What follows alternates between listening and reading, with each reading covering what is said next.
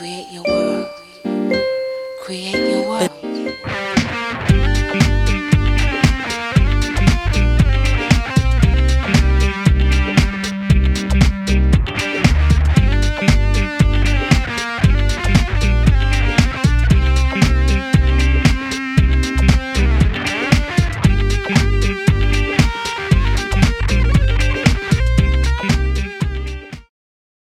Greetings. Welcome to Create Your World. This is Verona the Dancing Reporter, and I'm here with Joyce Briscoe, who is running for City Council, District 12 in the Bronx. Welcome to Create Your World, Miss Briscoe. Thank you for having me. Pleasure to be here. Okay, so I want to ask you about, I'm going to start with the things that you had on your website. You have the issues and you have solutions. So that was great. I don't usually see that. People usually bring up the issues, but don't really so much go into much of the solutions. But on your website, there are solutions. So we're talking about the unemployment. And one of the solutions I found that was interesting was stop requiring degrees for positions that can be paid, paid on the job training. So could you talk a little bit about that? Well, definitely. I think oftentimes you use the work that is required doesn't require a degree. And oftentimes people need money immediately. So if that actual job, let's say whatever, Google, they actually put you on the job and train you for that specific position, then they know that they have the actual candidate that they want and they have the actual skills that they know are needed. Because many times you'll come out of you'll get your degree in something and then you still have to be trained specifically for their needs. Okay, that's good. And also, what's this government mandated training? You said have something have government mandated training for paid on the job training instead of training that leads to joblessness and Yeah, well, I mean, I have had experiences with certain government training programs, and oftentimes it's a road to nowhere. So what I've seen is, or even experienced myself, they'll give you some trainings. Even you'll have maybe a Microsoft Word training, and it's not training you for anything specific. And so even once you leave that training, you're still not prepared for any specific job. But it seems that whatever that government agency, those people who are giving you the training, they're being paid and they have to produce numbers. But then the outcome and the result isn't it doesn't add up. The people who were actually trained still go jobless, but they actually have the agency or the organization have a number saying that okay, this person was trained, but then they don't get a job, and then there's no job retention after that. okay. Yes, I absolutely agree.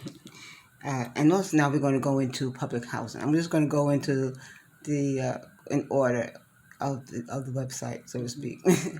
So I'm going into public housing. So some of the issues were the maintenance and the lead paint. Now, the lead paint, well, I guess it's not in all of the public housing complexes because the one that my mother lives in, they have done testing already. Um, so, what other issues that you find with the lead paint that I don't know about? Let's put it that way. Well, lead paint is not the only part of maintenance that's has been left undone. I mean, the conditions are deplorable. I mean, it's the everything is not painted on a scheduled time. Most places have to be painted within maybe a 3 year span of time. They leave jobs undone for years, decades. Yeah. Just the fixing maybe of the inside, like the stairwell, it's, many times you have doors that are stuck for the exits. They don't open. They don't. The complete and entire facility is not maintained, and the only people who can maintain that are the people who actually made the structure or who's responsible for maintaining the grounds, and that's not the tenants. And oftentimes people look at the tenants and say, well, oh, it's, they don't mind living that way, but that's not their duty to fix, broken banisters, or to paint the hallways, or to keep the grounds clean. Absolutely. So I wanted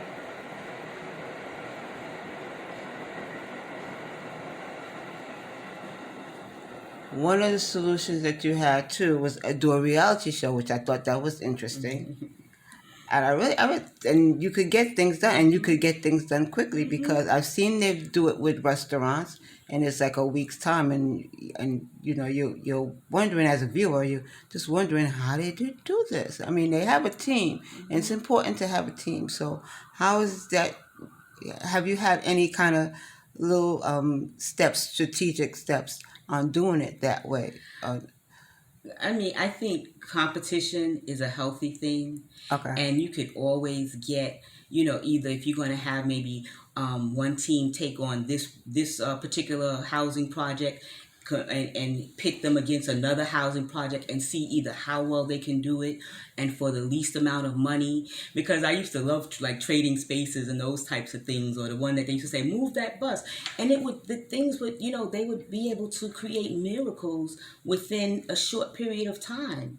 And everybody loves to be in a place that's beautified.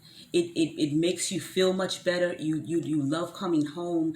I mean, and they could have the grounds, even if they want to teach the youth that are inside, that live there. They want to teach them more about how you can keep the grounds up and keep it maintained, or uh, have them plant flower beds or whatever. Actually teach them the way to do it, because that's an actual trade in itself. But then they also beautifying the place that they live in. But it's just, I mean, they're not thinking outside of the box, and it doesn't have to take a lot of money.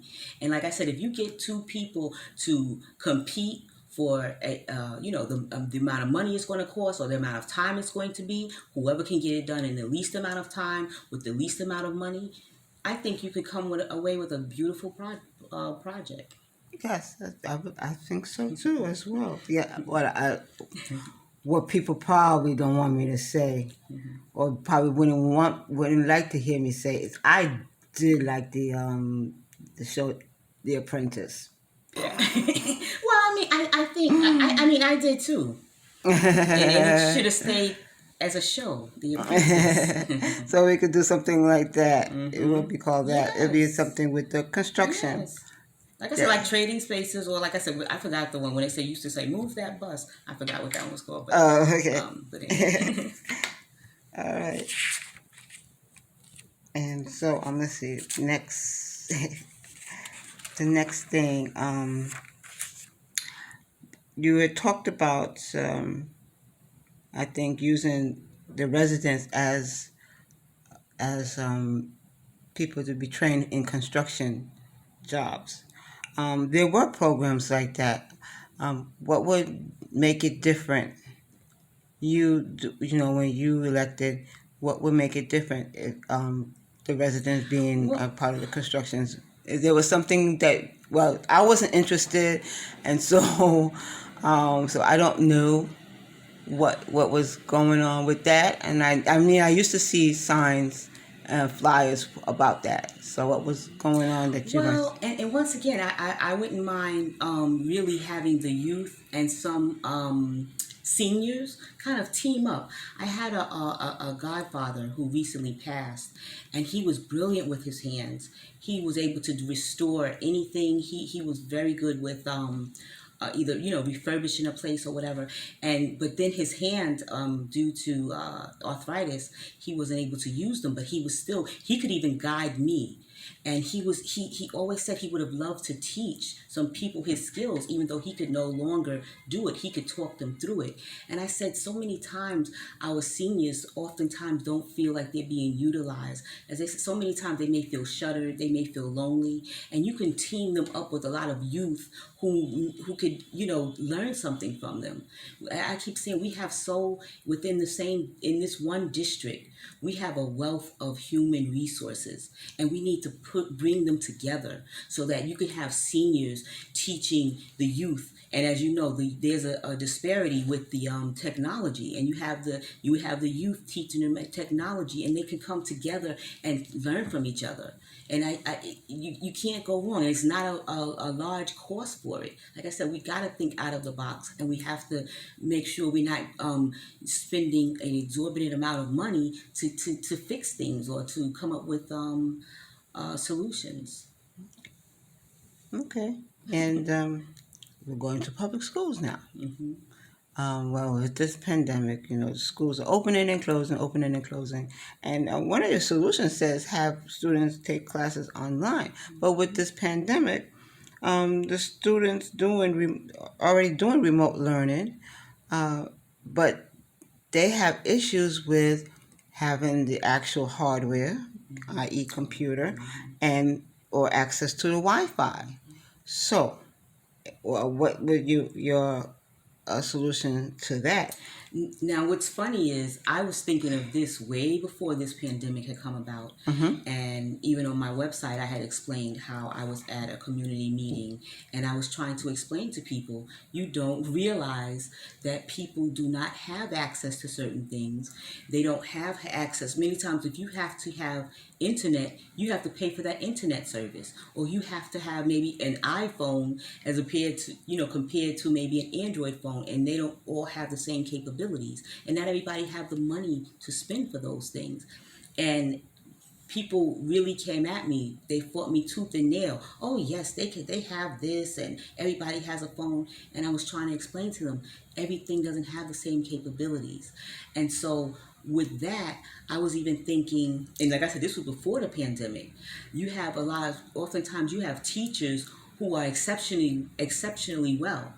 And I was thinking you can put them on a screen and have them so that we know that all, let's say, third graders are getting equal quality education. And you could have other teachers or even aides that proxy the classroom. But we know, and so that person, that proxy can go around and help you if you're having problems or troubles. But you know that they're all getting the equal education as well as quality education. And those teachers who put more into their work and more quality into their work, the ones that constantly get rewarded for doing a great job, let them teach all of the students and have them on a screen. And then everyone else, and they deserve much greater pay. And then the ones that aren't faring as well until they kind of step their game up, they can be proxies and make sure that they just help the children along the way.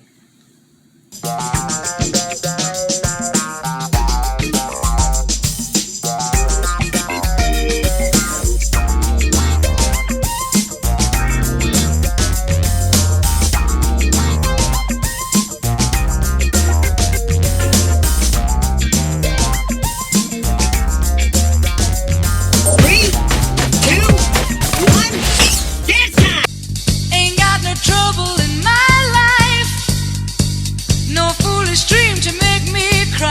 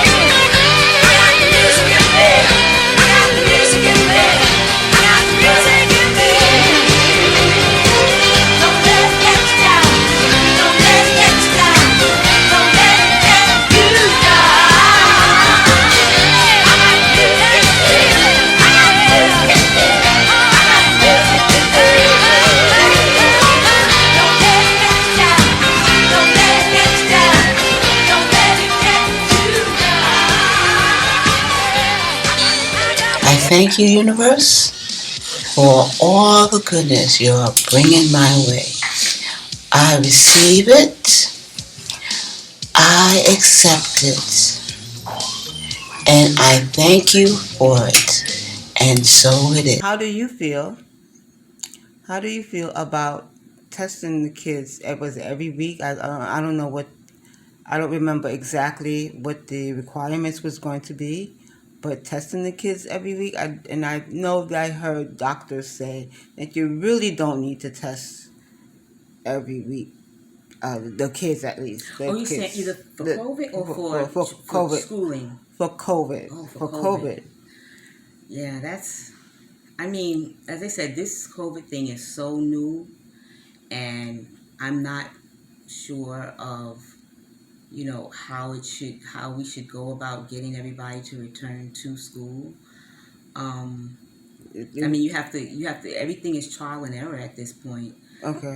But they do want. I mean, I can only imagine. I really feel for these parents because if I had to raise my children now, I don't know what I would do. It's tough enough just raising kids, period. But now you have the challenge of how do I get to work and make sure this child is taken care of. And as you see, so many women are bearing the burden for making sure their kids learn, and now they can't go to work, and it's really it's a tough decision. So I know they want them to go to school, so they have to figure out a way to make sure they're able to go to school. And like I said, this is just tough. This is very new. I wish I had the answer. Okay, well, you have so much solutions already, so it should come. It may not come right now, but it'll come. And well, now also testing for academics, their skill levels. What do you propose for that, or how often do you think they should be that students be tested? Well, I feel like children, as they say, children and everyone have different ways of learning. And I actually used to teach in a kindergarten. I worked at a daycare for at least 10 years. I did the kindergarten part. And what I would try to do is use all of the senses in order to teach a child. So as they say, you have the taste, you have touch, you have feel. And so I would make sure I go through all the stages in teaching about that one particular thing. And I think that all teachers should make sure, just in case you don't know how that child learns best, you need to take them through all those stages. And I really wish they would do a lot more things outside of the classroom, because I feel like oftentimes our museums and our natural parks or whatever, they are really underutilized. These things should be such a common place for these children, because you don't know what a child is picking up on. And so I always felt, many times when they say, oh, a classroom is overcrowded, I always felt like you can take half of that class and either for half of the day or alternate days have them go and do something outside of the classroom, because you don't, and then that clears up, and you now have less students in that class. So maybe you have sector A and sector B, and now then they switch.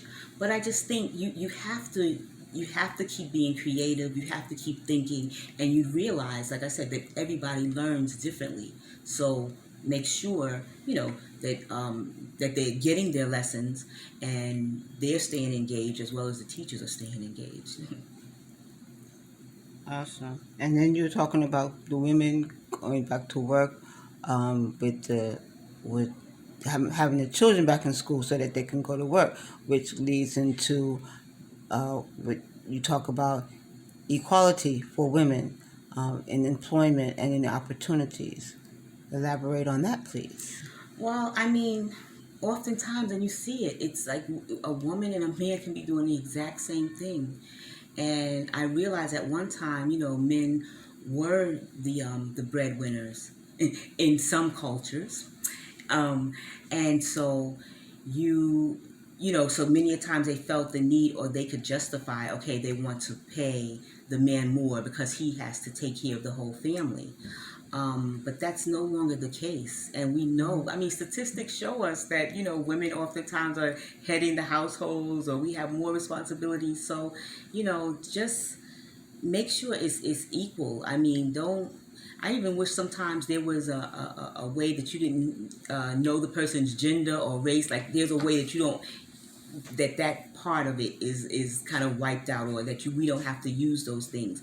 Whoever is hiring you, they won't know your gender, your race, your ethnicity, nothing, and you just get hired. I really wish there was a way that we could completely eliminate that from the knowledge of whoever's being hired. To the police, and now with all the COVID and the riots and things like that, and they want to defund the police. The Verona dancing reporter, disagree. What do you say? You know, I have seen it explained and over-explained and over-explained. And one thing, I mean, first of all, as they say, when people go out and protest, that's the voice of the people. And usually it's a very, and just think about the protesters that were here this past summer. Most of them were very young. So, and that's the only way they can get their voices heard. And so sometimes you want a catchphrase. And so I would laugh sometime and say, to just say defund the police, that was just a slogan. But then when you have someone who might have a bit more education and 10 degrees, they're going to explain it differently. So I said, now you have to imagine going down the street and saying, well, we have to rethink the police and it's like it doesn't flow. So they were just saying defund, but it's like now it's like you have to explain and explain and explain. And all they were saying is reallocate funds. Because as the police have many times said themselves, too much is expected of them. They have become social workers. They have become, facilitators, coordinators. They have felt the pain, and they really don't like having so much put on them. And so what they have done, they have taken funds from other places and put it into the police department so that now that other place suffers. So mental health suffers, maybe jobs suffer, maybe a whole lot of things suffer. So, I mean, nobody wants to have a total chaos and no police. But also, you definitely don't want to fear that your husband or your son is not going to come, or your daughter for that matter, to come and be shot down. Now you have to worry about the mugger as well as the police possibly shooting down your child. And I don't know which one is worse. Well, this is Create Your World. I am Verona, the dancing reporter, and we have Miss Joyce Briscoe running for City Council. Thank you for being on Create Your World. Where can people find you? Okay, so I have a website, which is joycebriscoe.com. Or I can also be followed on Instagram at Councilwoman Briscoe. So follow me and tag me. All right, that's great. But wait a minute. You are running for City Council. When are we supposed to vote? So Election Day is December 22nd this year, 2020. And if you would like to go early voting, you can go from December 12th through the 20th. To go early voting, and there are 4 locations where you can go, and you can find that on vote.nyc. Okay, great. Thank you so much. Thank you. Vote, but the thought occurred to me, can't just register to vote, you got to get out and vote. But not only do you have to get out and vote, you got to know who you're voting for.